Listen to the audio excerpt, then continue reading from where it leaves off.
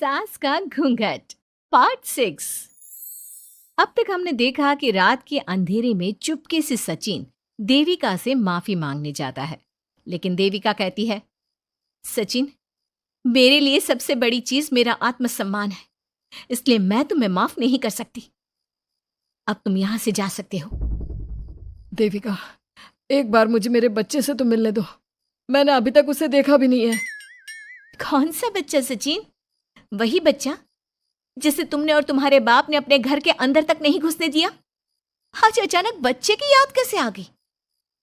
देखो सचिन, चले जाओ यहां से। मेरे बच्चे के सामने और मेरे सामने फिर कभी मत आना। सचिन जब घर जाता है तो घर के सभी आदमी उसे डांटने लगते हैं। इतनी रात को कहाँ गया था सचिन? देविका से माफी मांगने। तुझे शर्म नहीं आई अपनी बीवी से माफी मांगते हुए? घर की इज्जत का कुछ ख्याल है कि नहीं? लेकिन चाचा जी, आखिर अपनी ही पत्नी से माफी मांगने में कैसी शर्म?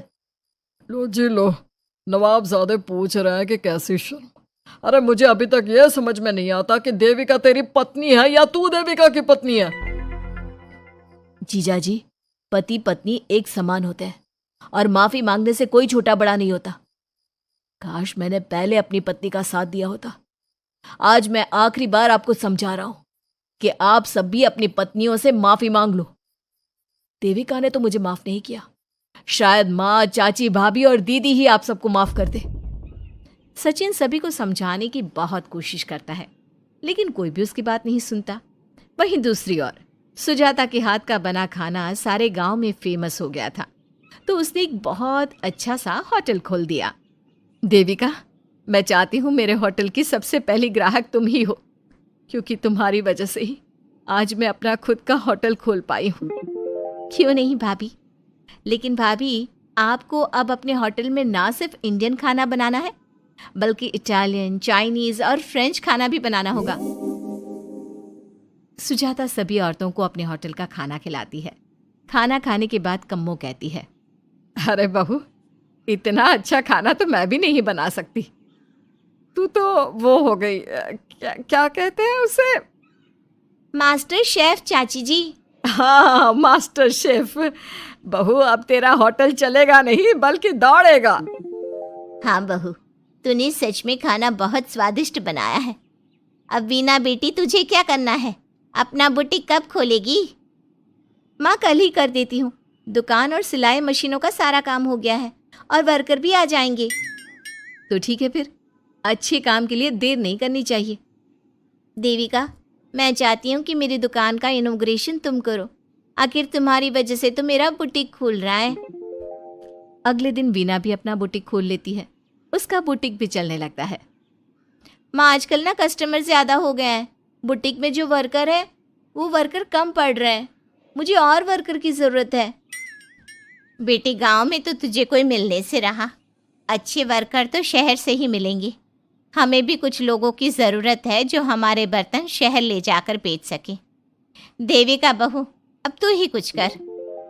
ठीक है माँ जी, मैं अपने पापा से बात करती हूँ। वो अखबार में इश्तिहार दे देंगे तो कई वर्कर आ जाएंगे। कम्मो और विमला के बनाए बर्तन भी दूर दूर तक बिकने लगे। सभी औरतें देखते ही देखते बहुत फेमस हो गई। अब देविका ने गांव में अपना स्कूल भी खोल लिया। सभी गांव की लड़कियां स्कूल जाने लगी। एक दिन देविका ने सभी से कहा, माँ जी, मैंने स्कूल तो खोल लिया है और गांव की लगभग सारी लड़कियां भी आ रही हैं, लेकिन कल से आप सब भी आएंगी, गांव की सभी औरतों के साथ। देविका बहू, कैसी बात कर रही है तू? इस उम्र में हम स्कूल जाते हुए अच्छे लगेंगे क्या? माँ जी, पढ़ने की कोई उम्र नहीं होती और आप सबको मैंने कितना कुछ तो सिखा दिया है। अगर आप सब स्कूल पढ़ने आएंगी तो इससे गांव की सभी औरतों को हिम्मत मिलेगी। लेकिन बहू, अब हमें पढ़ने की क्या जरूरत? अब तो हम बूढ़े हो गए हैं। चाची जी, जरूरत है पढ़ने की, और पढ़ने की कोई उम्र नहीं होती। अब देविका लड़कियों को पढ़ाने के साथ साथ गांव की औरतों की शिक्षा पर भी ध्यान देने लगी। कुछ दिन में घर की सभी औरतों के बारे में राज्य के बड़े बड़े मंत्रियों को पता चला और वो सीधा उनके गांव उनसे मिलने पहुंचे। देविका जी, आपकी वजह से पूरे गांव का नाम रोशन हो गया है। जगह जगह आपके घर की सभी औरतों की तारीफ हो रही है। हाँ देविका जी, आप सभी के बारे में सुनकर हम अपने आप को रोक नहीं पाए और आपसे मिलने आ गए।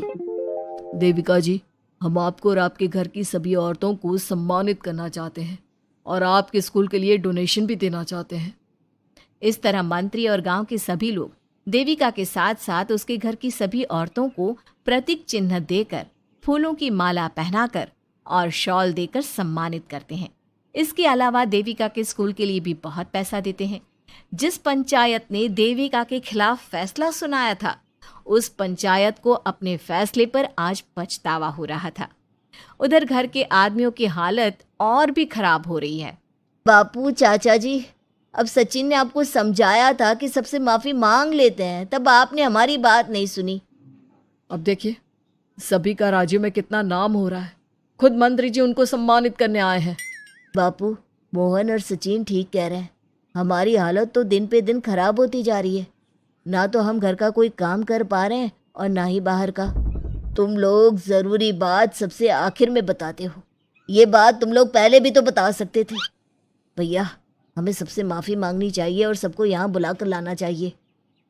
ठीक है, तुम सब यही चाहते हो तो चलो, आज ही घर की सभी औरतों को घर ले आते हैं। घर के सभी आदमी चल देते हैं सभी औरतों से माफ़ी मांगने के लिए। जैसे ही वो औरतों के पास पहुंचते हैं, सभी हैरान हो जाती हैं। कम्मो, ये सब यहाँ क्यों आए हैं? पता नहीं, लगता है आज फिर झगड़ा करने आए हैं हमसे। अगर आज कल्याण ने मुझे कुछ बोला तो इसे छोड़ूंगी नहीं मैं भी नहीं छोड़ूंगी मोहन जी को। ना इनका भरता बनाया तो मेरा नाम भी सुजाता नहीं। शांत रहो आप सब, देखने तो दो क्या कहते हैं। सभी आदमी अपनी अपनी पत्नियों से माफ़ी मांगते हुए कहते हैं, कम्मो, मुझे माफ़ कर दो, मैं तुम्हें घर ले जाने आया हूँ। तुम्हारे बिना घर बहुत सुना लगता है विमला, घर चलो। सुजाता, मैंने जो भी तुम्हारे साथ किया उसके लिए मैं बहुत शर्मिंदा हूँ। मुझे तुम्हारी और तुम्हारे हाथ के बने खाने की बहुत याद आती है। तुम मेरे साथ घर चलोगी ना? वीना, वो घर मेरा नहीं तुम्हारा है और मैं नहीं चाहता कि तुम मेरी वजह से अपना घर छोड़ दो। इसलिए अपने घर चलो और हम सबको माफ़ कर दो। अपने पतियों की इस तरह माफ़ी मांगने से सभी औरतें अपने पतियों को माफ़ करके उनके साथ जाने को तैयार हो जाती हैं। लेकिन देविका घर आने से मना कर देती है। सभी औरतें उसे समझाती है, देविका बहू, अब घर जाने में क्या दिक्कत है? मांग तो ली सबने माफ़ी। देख तो सचिन भी कितना शर्मिंदा है। हाँ बहू, हमारी लड़ाई तो यही थी कि ये हमसे माफ़ी मांग कर इज्जत के साथ घर ले जाए। अब घर चलने से तेरी शादी बच सकती है। चाची जी, मैं पहले भी बता चुकी हूँ, अब दोबारा से फिर कह रही हूँ, मेरे लिए शादी से बड़ा है आत्मसम्मान। आप लोगों की शादी आपकी मर्जी से नहीं हुई है, लेकिन मेरी शादी मेरी मर्जी से हुई है। इसलिए शायद आप लोगों को फ़र्क नहीं पड़ता कि आपके पति ने आपके साथ क्या किया, पर मुझे इस बात से बहुत फ़र्क पड़ता है कि मेरे पति ने मुझे अपने बराबर नहीं समझा और इसलिए मैं उसे माफ़ नहीं कर सकती। देविका, मैं अपने बर्ताव के लिए बहुत शर्मिंदा हूँ। तो जिंदगी भर शर्मिंदा रहना। और हाँ, आप सब इनके साथ जाना चाहती हैं तो जाइए, लेकिन मेरी एक बात हमेशा याद रखिएगा, शादी सिर्फ एक रस्म होती है। इस रस्म में पति और पत्नी बराबर के हिस्सेदार होते हैं, ना कोई छोटा होता है और ना कोई बड़ा। इसलिए यदि आपका पति आपको सम्मान दे तो बदले में उसे सम्मान दो, नहीं तो वो जैसा करे आप भी वैसा ही करो। देविका सचिन के साथ नहीं जाती है और अपने बेटे के साथ वहीं रहने का फैसला करती है। अब वो न सिर्फ अपने गांव बल्कि हर जगह जाकर महिला शिक्षा और उनके अधिकारों का प्रचार करती है। हमारे प्यारे दर्शकों, हमें कमेंट करके ज़रूर बताएं कि देविका का ये फैसला आपको कैसा लगा और हमारी कहानी सास का घूंघट आपको कैसी लगी। इसी तरह की मज़ेदार कहानी सुनने के लिए हमारे चैनल को सब्सक्राइब ज़रूर करें।